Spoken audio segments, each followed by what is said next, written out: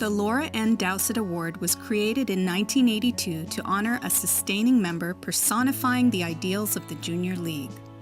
Laura Dowsett was a founding member of the league, creator and first editor of the newsletter Minabird, now known as the Hullaby. She was president of the league from 1933 to 34. Her community involvement accelerated when she became a sustainer. An interest in occupational therapy inspired her to return to school in an era when that was a rarity. Laura set up the first occupational therapy program at Queens Hospital. She remained there for 16 years, drawing the handsome salary of $1 a year. I'm so invested in Junior League because I feel that in order to make a difference in our community, number one, we need to train young women as to how they can participate and how they can take their skills to make a difference when they actually go out and help others. When I became a Junior League member, I was about 18 years old, and in those days, we didn't work. We became Junior League members, and that was our way of entering the community. We did a lot of going to different schools.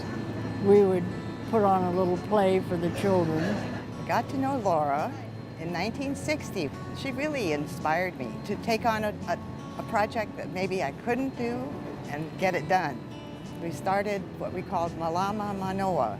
We wanted to preserve and protect the historic qualities of Manoa Valley.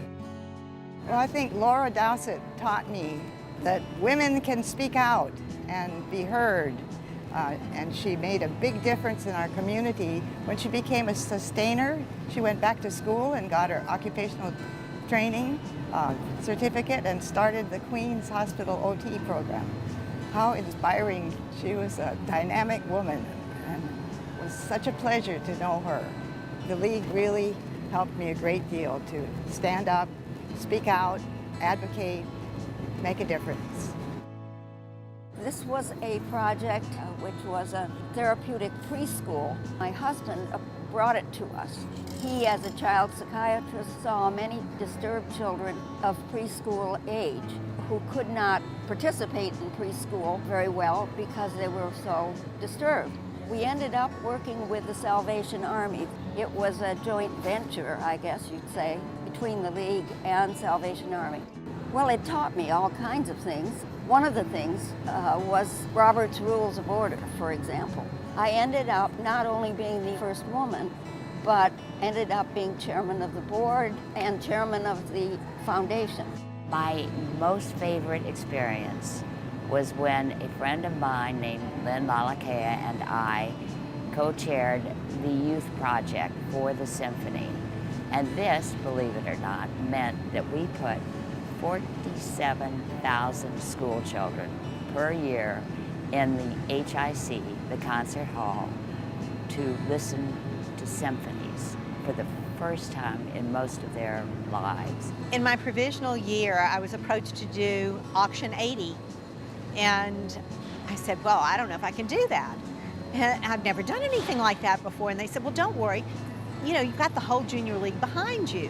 You have somebody that won't let you fail. And that's what the Junior League, I think, does. They won't let you fail. Well, I think the Junior League Cookbook, having done that whole project with a group of women, and to see that 25 years later, the Junior League Cookbook is still there, that's definitely touched my heart. I think the League gives you a lot of insight into volunteerism and leadership, and I think I was able to apply those insights and talents into legislation. It's very similar being a legislator to being a community worker.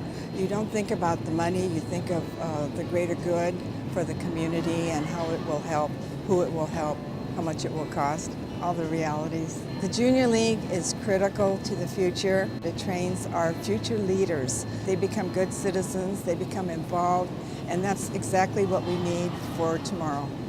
If I had not had what I call the basic training of the Junior League, the things that taught me how to plan, how to organize, how to delegate.